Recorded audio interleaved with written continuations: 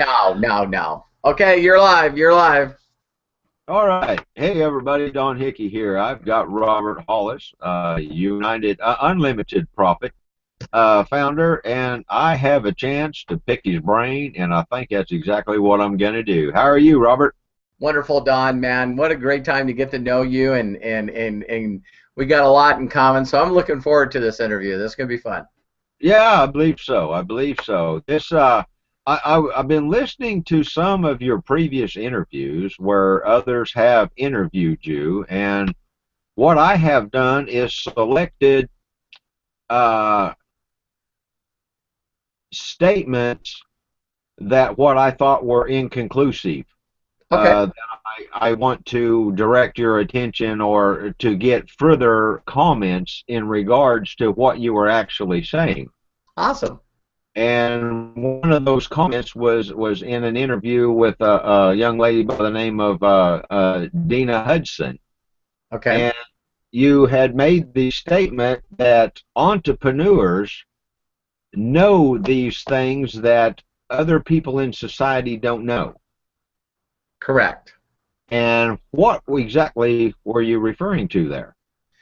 Well, entrepreneurs, it's very unique when you really like. Again, what my definition of an entrepreneur is someone that's willing to go against the grain, take a risk, and actually create something.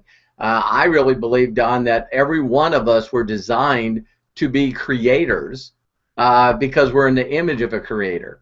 And what we're do is sometimes we just get stuck in a deal where we just do what everybody else does, and that creativity gets taken away. So just be a robot. Like a video I see posted today, it's like a lot of people die at the age of 24, 25, and then they get buried at 75. Exactly. and so and so what entrepreneurs usually are really people that are, it's a lost art, but they're actually apprentices. They're just apprentices that they're sick and tired with the norm, and they go out and seek information from other people that have already done it. And it's done in martial arts, it's done in blue collar work, carpenters, mechanics, but it's a lost art as far as business. And it's amazing when you run across some of the best entrepreneurs out there. If you ask them, well, did you just come up with this idea? And they go, well, no, I actually met a guy or I met a lady and they taught me. I had a mentor.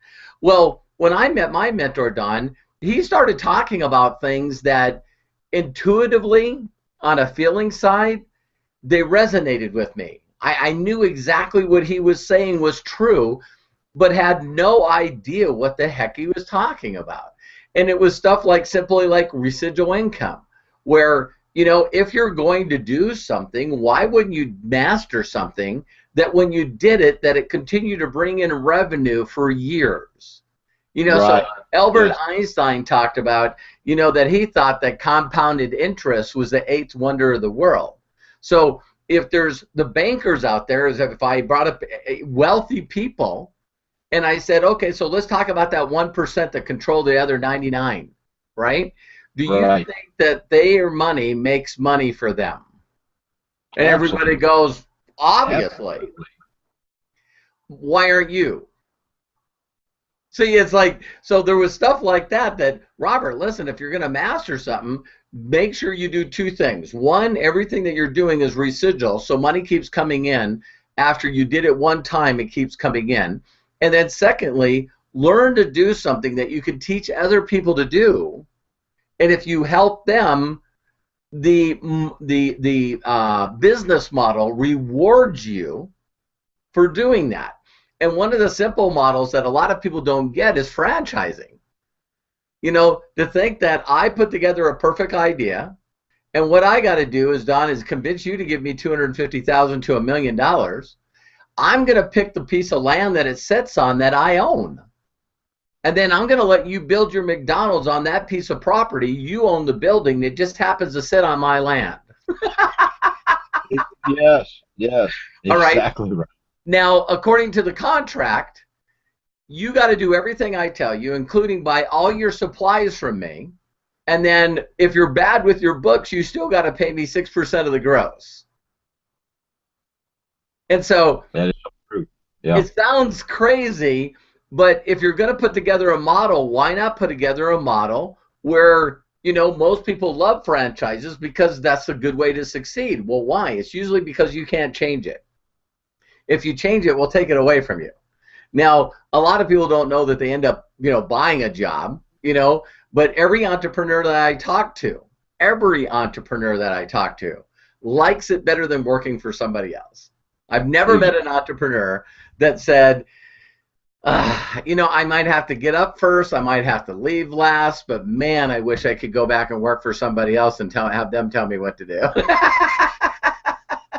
I was just going to say, you never met one that said, I can't wait to go back to work, huh? Yeah, none of them. So I need that job. Yeah, for sure. So those were the things. Great question, Don. Really great question. So it was those things, and the other concept was, and this is hilarious. You and I got a chance to talk before this interview, so I don't want to bring a lot of that stuff in there because we were talking about all kinds of things. But one of the things I learned from one of my mentors that's a billionaire. Both of them are billionaires. And they said it's easy to figure out what to do. Just figure out what the 99% is doing and don't do it. So they were almost saying, like a lot of spiritual beliefs that I know, is now at the age of 53, I found out what I was taught in my teens and in my 20s, that the way that the world really, really works is the exact opposite of what I was taught, which is pretty fascinating. Well, it's so very true. Yeah. So most people, I hear Jim Rohn say it best. Jim Rohn's one of the best philosophers in business ever. You can find him on YouTube. JimRohn.com, and he said, what I think that everyone should do is find the poorest and the unhappiness and the sickest people they know and take them out for dinner and ask them what they do, and just don't do that.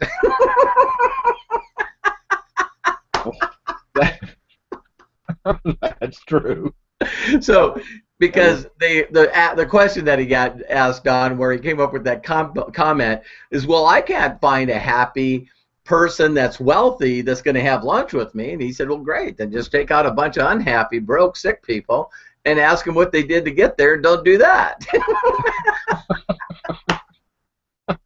Well, the problem is you find yourself doing exactly what they're doing. Yeah, absolutely. Yeah, exactly. Okay, my next question is a comment also that you had made in one of the interviews, and I believe it was with Melody Riba, and you made the comment that it's not our job to sell. It is mainly our job to encourage people to sit down with you. Right. Is that a fair statement? I mean, that is what this is. Yeah, and let me explain one thing. There's a phrase, a lot of little phrases that you'll hear that I picked up as I go through my journey, and one is, a person can't take you to a place they haven't been. True.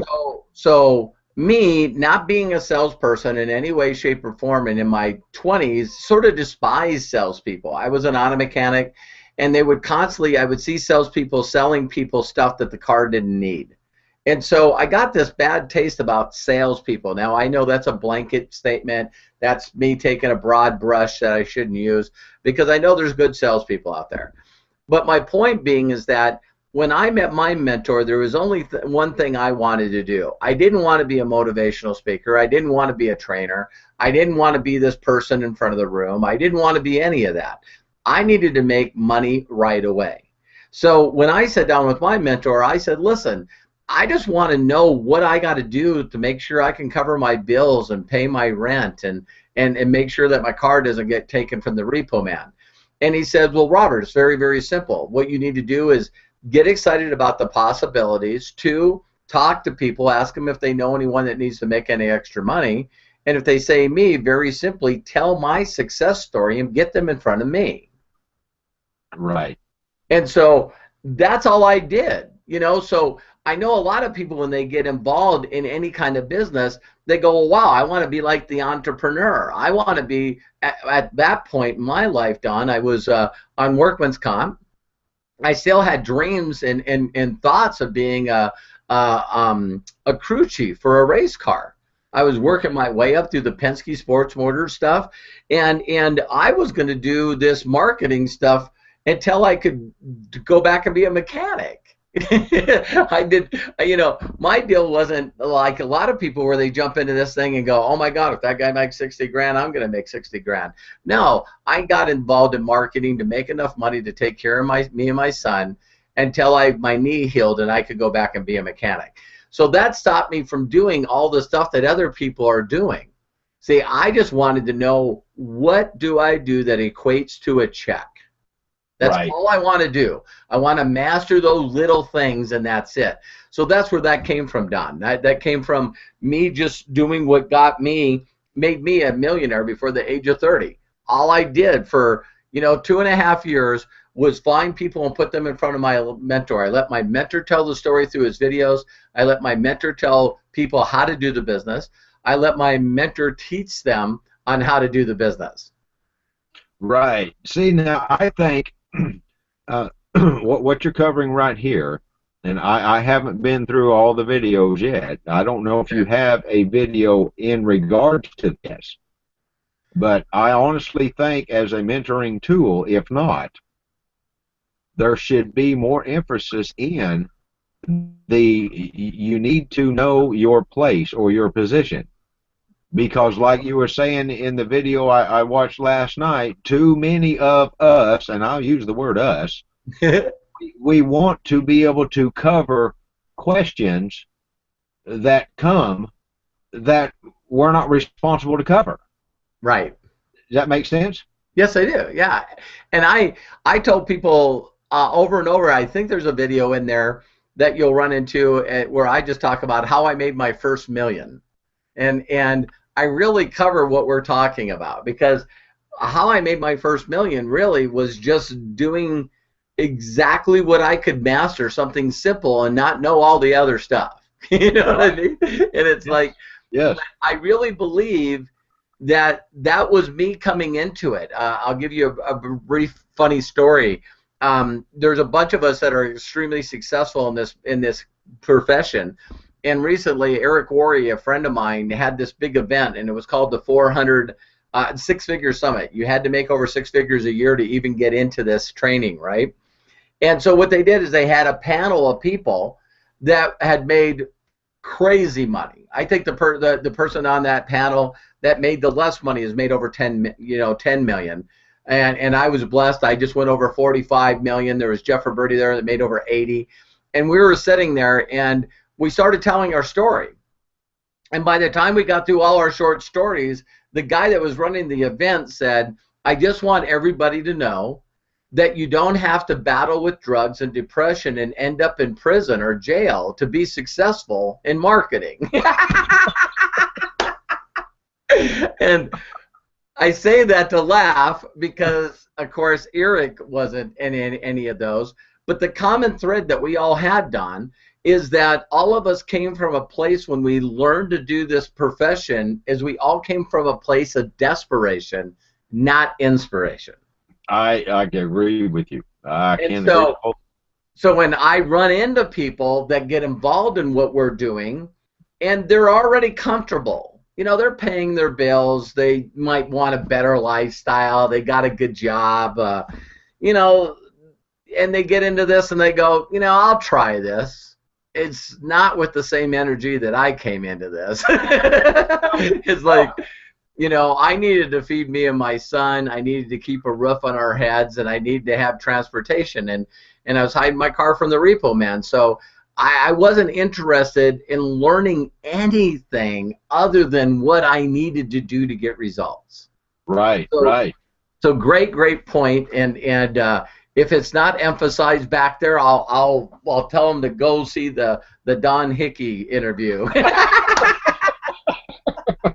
That'd be good. That'd be good. Well, that's a positive note. Yes. Yeah. I think that's a mouthful right there. I do appreciate you coining the phrase of why are you interested? Yes. I think that that's one of the greatest magnets, and I like the word magnet because it is a sales, but it is also not a sales. It's a request for help. Bingo. And Bingo. You wouldn't believe. You wouldn't believe. That simple phrase right there, if you will, as you said in your video earlier, if you will just keep it real simple and don't go at this like you are the Library of Congress here. You're not the informational package. Just go in. Well, you know what I'm saying.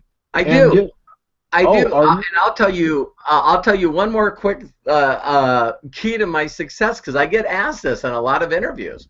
And another key to my success is, honestly, I'm a simple man. You know, people look at me as being this genius or whatever if they only knew me. And I really like the opposite. I thought, okay, if I act like I'm the deal, I get asked questions and they don't stop. So what's the exact opposite of that, Don? The exact opposite of that is humbling yourself almost to a point of embarrassment. But it was honest. So people would look at me and go, well, I got a question. I said, well, before you ask me, I need you to know I'm an auto mechanic on workman's comp. And you make more than I do right now. So I'm trying to understand why you would want to ask me anything. Right, right. And they go, oh, good point. Every time it was like, good point. And so even today, I would never ever be dishonest in any way. But today, I think that a person could divert questions by very simply, if someone asked me today and I was promoting you, Don, this is exactly what I would say. Is people go, well, I got a question about the compensation plan. And I'm going, well, listen, right now I'm working directly with Don, and to be straightforward with you, I'm not even making close to the kind of money that I would consider being successful in this profession. But I'm working directly with Don, and Don is going to help me learn how to do that. So if you don't mind, I'm going to learn by you asking these questions to Don, and let me listen in if you don't mind. Yeah, that's perfect. That's perfect. Because now that brought up a good point, and you know, as we had spoke in earlier, you know, I'm another one of these university psychology guys. One of the things that should be in this mentoring deal is undo the ego. Oh, amen. Because, you know, there is so much there's so much I in all of this. And even though this is, I mean, you know, okay, when you go to the bank, yes, it is I. It is your bank. It is your account. It is your funds. Okay. But this is so much bigger than an I thing. Yes. That you have to either be able to box the ego and get it out of the way, or do yourself and everybody else a favor and just get it out of the way altogether. Well, for people that are on a spiritual level, that's why I say that ego stands for edging God out. It's like, and if you watched the pro training that I did the other night, everyone was laughing because what I was doing is using a magnifying glass. And I was saying, okay, so if you've ever carved your name in a piece of wood, the one thing that you got to do is you not only got to focus, but if for some of you that have tried it and it's not working, if you can get the hell out of the way and allow the sun to work. that is right. So you and I know that some people are like, you know, trying to use them, and it just doesn't have enough energy. That is right. That's right. That's right. Well, Robert, it's been great chatting with you. I've really appreciated it. I've learned a mountain right now. Awesome. Well, Don, I want everybody that watches this video to know two really important things. Is Don and I are partners, and we're working together. And the second part is you know, please, somewhere around this video, there's a place to contact Don. Let him be your tour guide. Let him guide you through the information that's in there. We're all students. We should all continue to be students. And right. I always tell people all the time, it's like you don't ask a tree whether or not it's going to grow or not. and so you should just be growing. So if you're not in a place where you want to be on any level, me and Don would like to help you get there. So reach out, connect with Don, become a friend with him like I am, and just know that we're here to help you. So Don, man, I've really appreciated this interview. Yeah, thank you much. Thank you much. You bet. God bless. Talk to you soon. Okay. We'll see you.